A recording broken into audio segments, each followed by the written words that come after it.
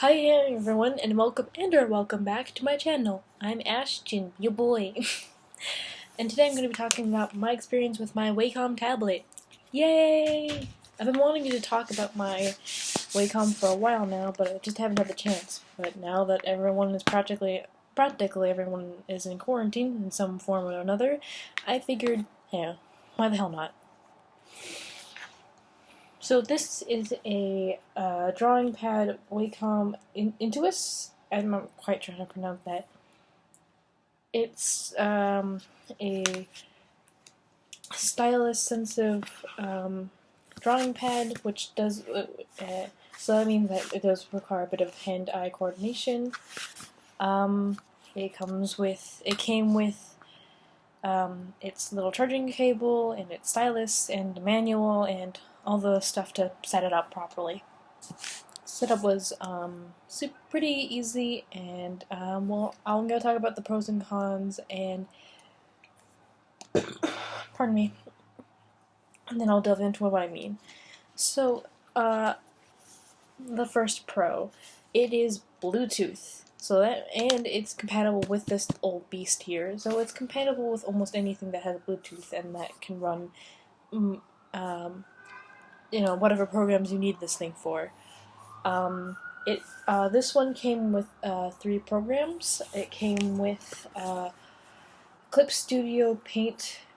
I don't remember the other 2. Painter program for like more realistic digital painting, and I believe a video and photo editing one as well.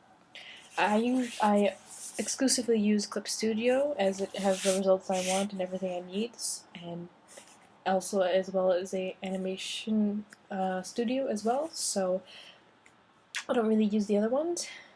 Another pro is that though the stylus does not need to be charged or need to have batteries replaced, which is super useful. The tip here is removable and does wear down over time, but it does pre-come with 3 replaceable nibs, as I like to call them. These are not the original 3. I actually used all 3, but you can buy more on the official website. I'll talk about those in the cons later, and I'll talk about those in the cons. There's a reason why I'm conning this. It's not a huge deal, but it's something that I kind of wish that they, I don't know, did something about. I can see why they only put 3. They want to make sure the pen is a reasonable size without it being too clunky or heavy. Another thing is that the charger cable comes with its own little wraparound bit that can be moved and changed, which is super awesome and makes for easier for it to wrap up and be put away without making a mess or coming back to find a tangled mess. The Wacom is also super thin and super light, so it's very portable and can be taken almost practically anywhere. It's also pretty durable. I wouldn't go stomping on it or throwing it on the ground, but it's definitely more durable than I expect. Another pro is that it's also got a pretty good battery life. I don't know how they stuck batteries in this thing. They must have had like pretty thin ones. It also has grippy feet. Not super grippy, but definitely can work on most surfaces, and it's pretty useful. Here are some cons. Wacom tablets are notorious for not working correctly and the way they should.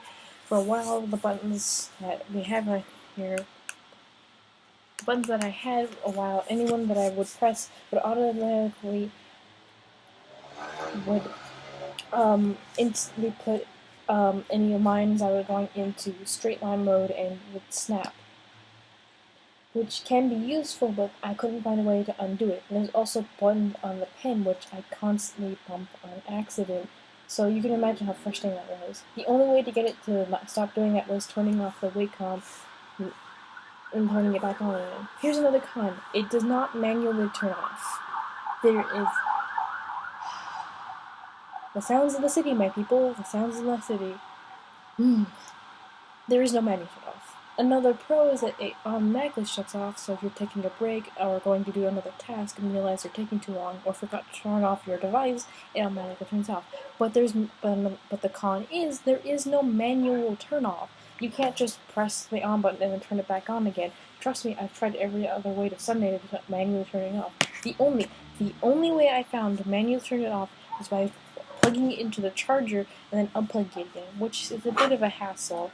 I get what they see what they're doing here, but there should be a manual turn off. Unless there's some kind of crazy sequence or other way you should turn it off. It's pretty universal to just press the on button and then press it on again. That's why most people call it the on/off button, unless it has another button for it turning it off, which is pretty rare, but half the time it's pretty universal just to, oh, it's on. Oh, I want it off. It's off. Another con is that I kind of wish that the pen was a little more vibrant or had some kind of mechanism so you won't lose it as easily. You can wedge it into this little flap here that says Wacom on it so you don't forget what you're using. You have to press down on it, and it's a pretty tight fit, but it does fit. But it does take a second, which is kind of annoying. It's not a huge deal, but if they could find another safer way to put this pen away so it doesn't get lost, because I know there are plenty of stories of people easily losing their styluses, and so it can fit into the buttons do make the dip for the pen to go, but I kind of wish there was another safer option just in case if I were to lose it, because because you never know when I might, and I wouldn't be surprised if I did. Another problem is that, again, it had another problem I had was it wouldn't sense the stylus, and it wasn't working properly. It'd say it would connect to the Bluetooth, but it wasn't working, and I had to go and fix it. Thankfully, it was a pretty easy fix.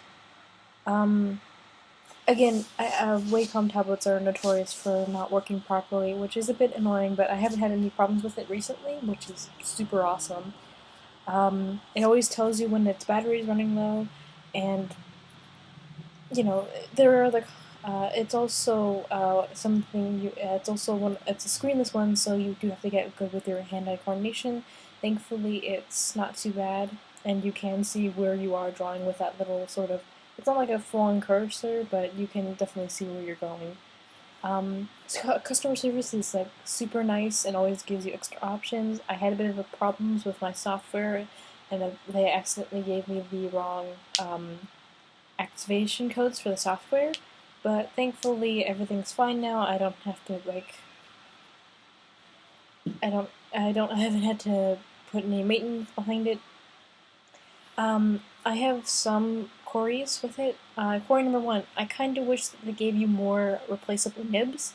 It's super nice of them to have to even considering putting these extra nibs hidden away in the pen like this, and it also has this little mechanism here that makes it easy for this to be removed without you having to pry in there or get all fidgety. It's super cool that they even thought of this, but I kind of wish that there was more.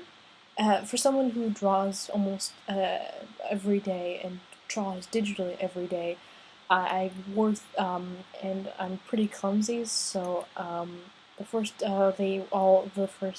few wore down really really quickly. I'm usually pretty careful about my pressure. When I was younger, I was really bad with it, but it's pressure sensitive. So of course I want different thicknesses of lines and whatnot. So I kind of wish they had more. I can see why. This is a good size for the pen. It fits nicely in my hand. Thankfully, you can buy more on the website, which is nice, and they came super really quickly. I just kind of wish they had more in like a little zip bag or in the box. But, not a big deal. Query number two. Aside from the no manual turn-off, I kind of wish that it came with its own carry case. It's kind of fine that they didn't, but I kind of wish that it came with a carry case, because it's obviously it's obvious, very obvious that this is meant to be one of its probable selling points is being really portable. But it's not; these are not huge deals, and they do have a case for your Wacom tablet with all its amenities. Um, Another thing, but one of my favorite things is that it does not overheat. It doesn't have any like fans or anything. It's freaking magic. I don't know. I am still super happy with it. The problems I do have are super minuscule and don't bug me too much. I know it does eventually automatically turn off, but I just kind of wish you could manually turn it off so you can conserve battery life. It does have a good battery life. I just don't like wasting battery life when I don't have to. I always grew up being taught not to waste anything. So, you know. But besides that, I'm still super happy with the Wacom. It does have it hasn't been. It's been pretty good so far. It had its queries, but right now it's been doing great. Um, and it is compatible with this old laptop of mine, so it's super awesome. Again, it's Bluetooth, so there's no messy wires and being restrained or anything, and it's been a pretty good experience overall. So yeah, if you have funny stories about losing your styluses or good stories about your drawing tablets or scribbling tablets, if you've ever had any, or any funny artist stories, feel free to share them in the comments. And that's all for now. I'll see you all soon. If you want to see my artwork, I will have my Tumblr in the description. I also do have a Patreon, but I'm not really keen on advertising it right now, considering the world is still in a pandemic and people are trying to focus their money on other things. So it's there, but I'm not gonna really push it. You guys watching this video and even paying attention is enough for me. So mostly, if you want to go see my artworks, go to Tumblr. They're not the best, but I'm definitely trying my best to work on them. Um, so yeah, I try to draw pretty often.